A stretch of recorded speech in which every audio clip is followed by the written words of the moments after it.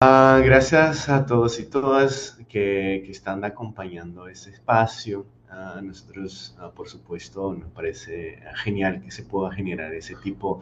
de encuentro, aunque virtual, pero un espacio de reflexión, de compartir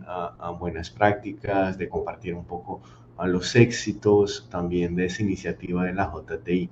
Yo quería empezar o sea, trayendo algunos temas que tienen que ver con los retos que Reporteros Sin Fronteras ha identificado para el periodismo y que creo que están bastante asociados o vinculados a la origen de esa iniciativa de la JTI. Y para eso quería mencionar una publicación que hizo Reporteros Sin Fronteras en 2020, que ha sido una publicación en el marco del lanzamiento de la clasificación mundial de la libertad de prensa en la edición de 2020, en que hay un análisis global de Reporteros Sin Fronteras sobre el panorama para la próxima década, o sea, 2020-2030, para los desafíos que se imponen al periodismo en ese periodo, como anticipando quizás algunas de las grandes cuestiones globales que impactan, o sea, de coyuntura global, pero con un impacto para el desarrollo de un periodismo independiente, libre y de confianza. En esa publicación, Reporteros Sin Fronteras, hablamos de 5 grandes crisis. La primera, geopolítica. Creo que estamos bastante en la actualidad de hablar de una crisis geopolítica con todo lo que viene pasando en esos últimos días, pero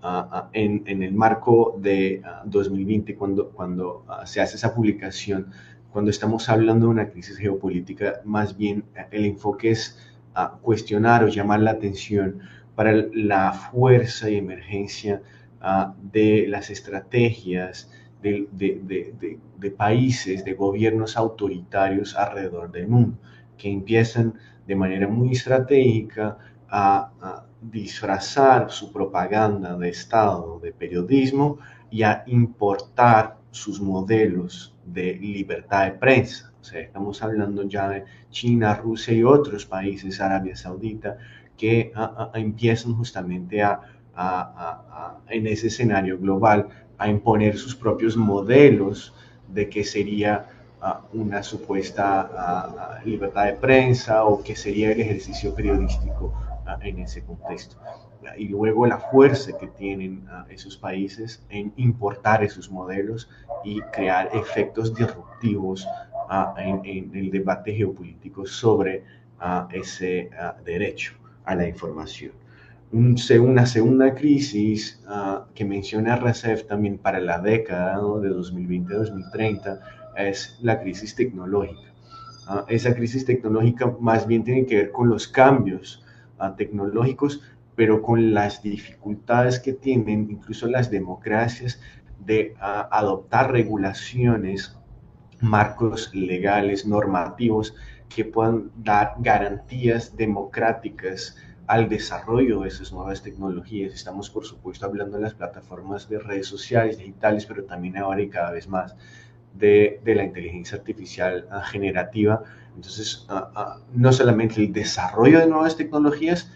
pero casi una nueva orden que se imponen desde las grandes empresas de tecnología y las dificultades que tienen las democracias de crear marcos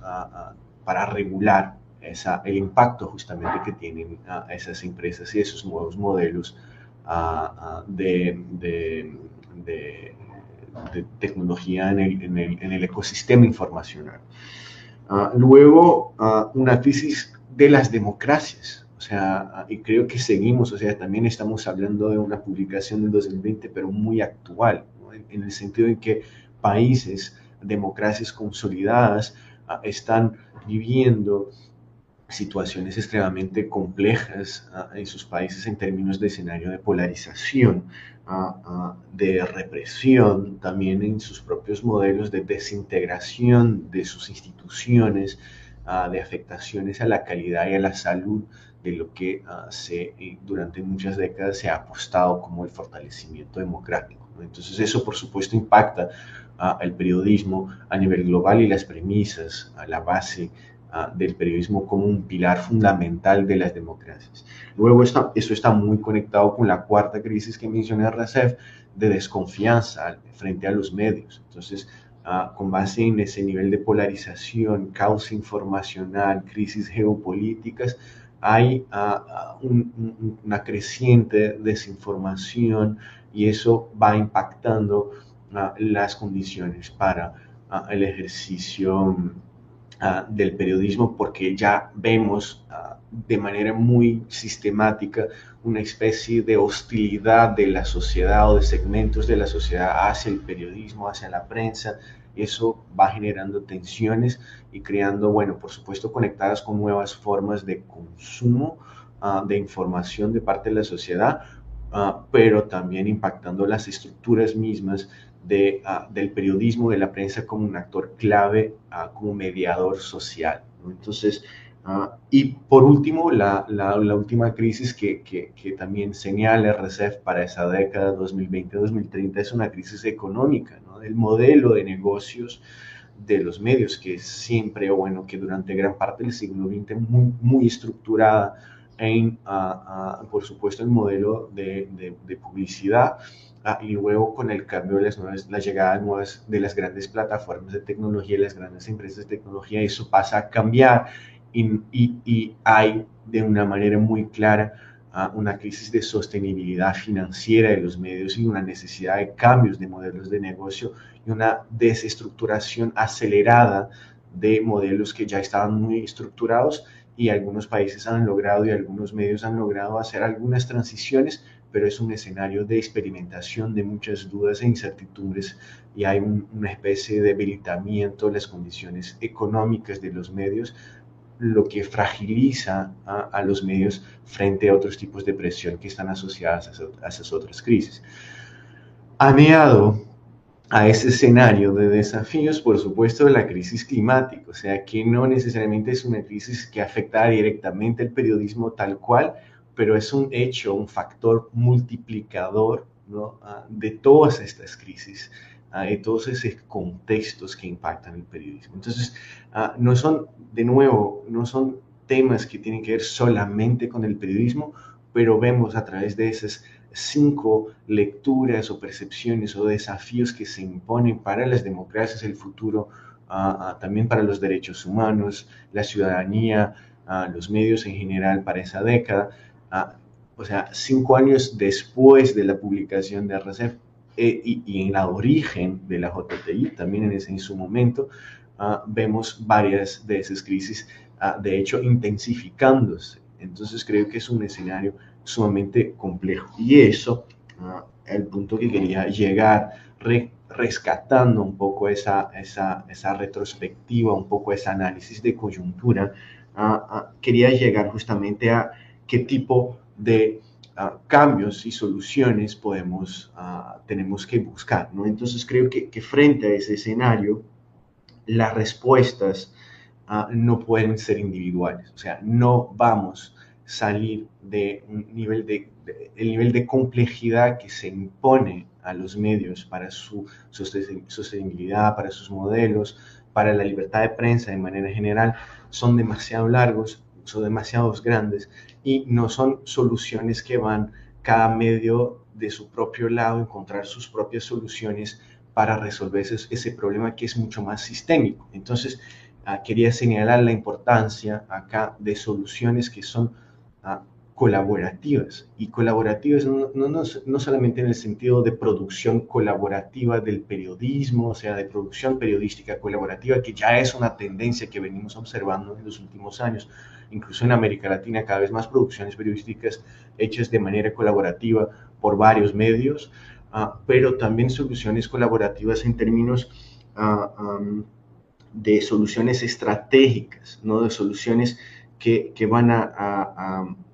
no solamente reconocer la dimensión económica y la sostenibilidad de los medios, y a reconocer que los medios son sí empresas que tienen sus modelos de negocios, pero también que reconozcan la dimensión más idealista que está por detrás de los medios y del esfuerzo del periodismo. Idealista en el sentido realmente,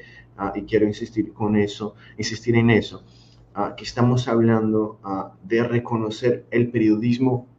la función social del periodismo, de ejercer un control social sobre el poder. Entonces, reconocer sí los retos económicos para la búsqueda de una sostenibilidad financiera y los modelos, soluciones de mercado, pero también que tengan claro la necesidad de incorporar en esas soluciones el reconocimiento del periodismo como un pilar esencial del derecho a la ciudadanía, a la información, en esa dimensión ideal del periodismo, no solamente como empresas, como modelos, o sea, como empresas y su necesidad de desarrollo económico, pero también en su estrategia de buscar y reconocer una búsqueda por un periodismo, ¿no? O sea, el derecho a la información plural y de confianza en la ciudadanía. Y creo que la JTI trae eso en su esencia. O sea, la JTI es una solución colaborativa que involucra a varios actores del ecosistema. Es una solución que tiene en su premisa una lógica de mercado, o sea, de que crea un incentivo de mercado para que los medios se puedan destacar frente a otros medios, o sea, y junto a la sociedad y la ciudadanía para decir, nosotros adoptamos procesos de producción periodísticas éticas y transparentes. Entonces puedes confiar en nuestra información, entonces crea ese tipo de incentivo positivo de ventajas, pero también baseado en una lógica de garantizar el derecho al acceso a una información veraz, fiable de parte de la ciudadanía, incorporando esa dimensión también ideal del periodismo. Entonces, colaboración, solución que vincula dimensiones de mercados, pero también premisas idealizadas de una construcción, en una apuesta en la información de confianza para hacer frente al caos informacional que está en nuestro ecosistema. Entonces creo que quería traer esa, situar, posicionar la JTI en ese esquema mayor, o sea, no son cosas aisladas, están altamente conectadas con los retos que tenemos no solamente en el sector de los medios, como industria, ¿no? Como sector de actividad económica, pero también para el futuro de la humanidad casi, o sea, es un desafío de ese tamaño, o sea, es un desafío civilizatorio, el desafío que tenemos frente a nosotros. Entonces, quería poner eso de manera clara y quizás solo un comentario muy final para conectar con otras acciones de Reporteros Sin Fronteras en América Latina. Todo ese esfuerzo es un esfuerzo complementar a un conjunto de otras actividades que venimos haciendo como ONG dedicada a fortalecer la libertad de prensa en la región, en el mundo, pero específicamente también acá hablo de América Latina, y acá las prioridades o los enfoques estratégicos que tiene Reporteros Sin Fronteras en América Latina, esencialmente combinando un vector de responsabilización de los estados. Tienen la obligación de prevenir, proteger y garantizar el acceso a la justicia de los y las periodistas víctimas de violencia. Sabemos que el escenario de violencia es una problemática estructural en toda nuestra región y RCEF actúa de manera muy presente en el tema de garantías de políticas públicas, de presión sobre los estados para que garanticen la protección de los periodistas. Dos, trabajar el tema específicamente el exilio, ¿no? O sea, esa es una tendencia para nosotros importante ese año específicamente, globalmente, es una campaña prioritaria global de RCEF, trabajar el tema de periodistas exiliados, América Central, o sea, de manera general, pero específicamente en Nicaragua, casos en Ecuador, Guatemala, o sea, Venezuela, son muchos casos de periodistas, desplazamiento forzado interno, incluso en México. Entonces son todas temáticas de apoyar a esos periodistas y sus familiares que han sido víctimas de persecución y represalia por su labor. Entonces también una prioridad para RCEF ese año. Tercera prioridad que quería también conectar con ese puente, ¿no?, de complementariedad de las acciones más estructurales. periodismo y agenda climática. Estamos muy enfocados, sobre todo en América Latina, a debater, a hacer ese puente entre la defensa de un periodismo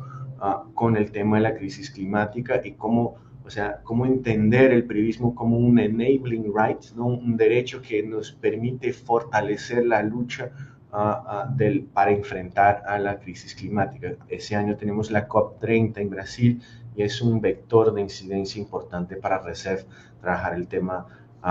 de cómo fortalecer el periodismo comprometido con esa agenda. Y por último, y termino con eso,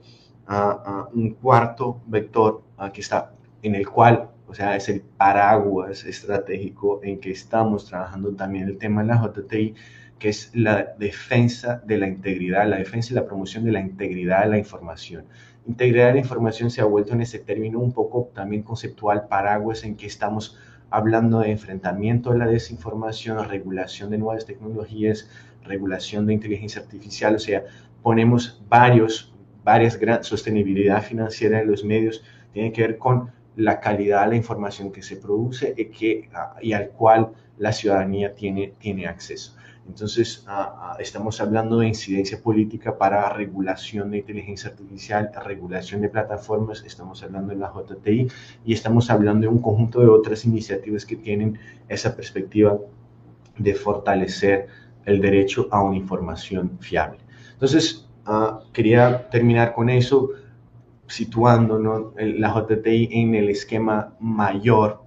de los retos para del periodismo contemporáneo y de nuestros desafíos, o sea, no como una pequeña iniciativa aislada, pero algo que es una respuesta a un escenario global de presión y conectar con todas las agendas que tenemos prioritarias de RCEF para ese tema. Entonces, les deseo una buena charla y estaré también acompañando las discusiones de los próximos paneles. Muchas gracias y bienvenidos a todos y todas. Fabiola, te paso la palabra y Carlos. Vale, Arthur, muchísimas gracias por tu intervención, además porque nos pone realmente en contexto de lo que significa Reporteros Sin Fronteras en América Latina, que no es solamente iniciativas tan importantes como la GTI, sino una serie de actividades que están desarrollando. Me quedo como con una preguntita para cerrar contigo, Arthur, que tiene que ver con algo que preocupa mucho a los medios en América Latina y mucho más ahora en el contexto, en los nuevos contextos económicos globales, que es el tema de la sostenibilidad. Porque, Arthur,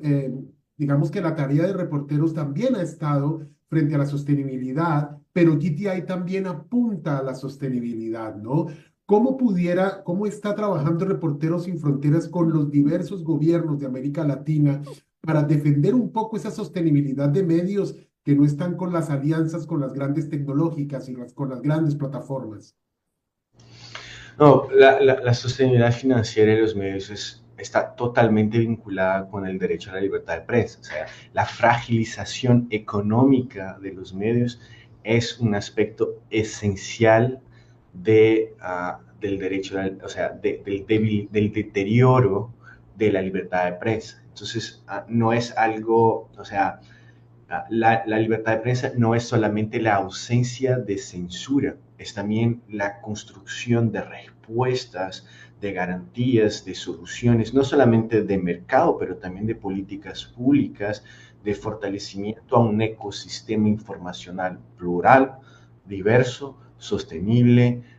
seguro. Entonces, no implica, o sea, la defensa de la libertad de prensa no implica solamente una respuesta de no injerencia de los estados en el flujo de comunicación e información, presupone también una acción positiva, intensa, de desarrollo de políticas públicas para garantizar, o sea, ese derecho. Y una de las políticas, o sea, algo que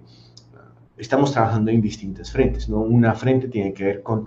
apoyo al desarrollo de medios. Entonces, entendiendo y trabajando en ecosistemas locales de medios, específicamente en algunas regiones en que entendemos los retos que esos pequeños y medianos medios tienen, sobre todo de característica, o sea, comunitaria, independiente, alternativa, o sea, que no son medios de comunicación masiva, pero que tienen sus modelos y su lógica de funcionamiento ahí, apoyándoles con office talleres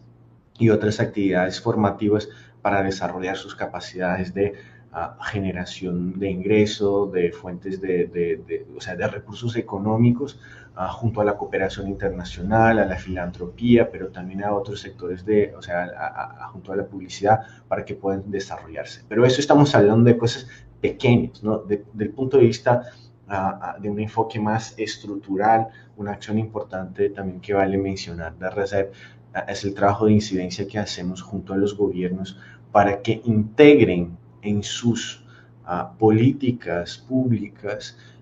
sea de atribución de pauta oficial, ¿no? Criterios técnicos y no criterios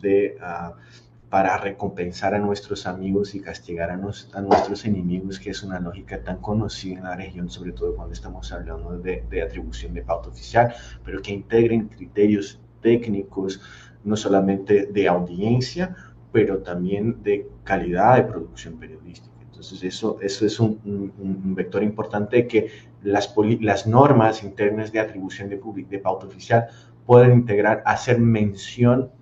específica a la JTI como un parámetro, ¿no? Como un criterio de atribución de pauta oficial. Pero también otras iniciativas que tienen que ver con trabajar o presionar más bien a las grandes plataformas a través también de parlamentarios y legisladores, de tomadores de decisión, pero sobre todo diputados en algunas casas legislativas, para que se puedan desarrollar nuevas leyes que generen una lógica de compensación financiera por los daños causados o sea, los daños causados por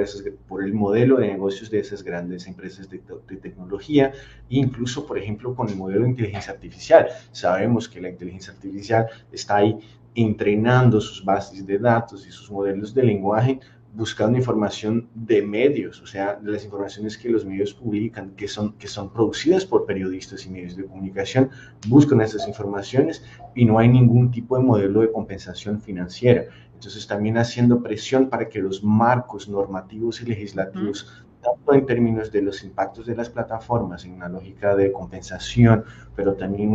una lógica de acción junto a los estados en lo que se refiere patrocinio, ¿no? Sponsorship de empresas públicas o, por ejemplo, de políticas, desarrollo de políticas públicas para defender la promoción del pluralismo en el sector de los medios y de atribución de pauta oficial para Claro. que se puedan añadir los criterios de la JTI como parámetros interesantes de ejecución de esas políticas.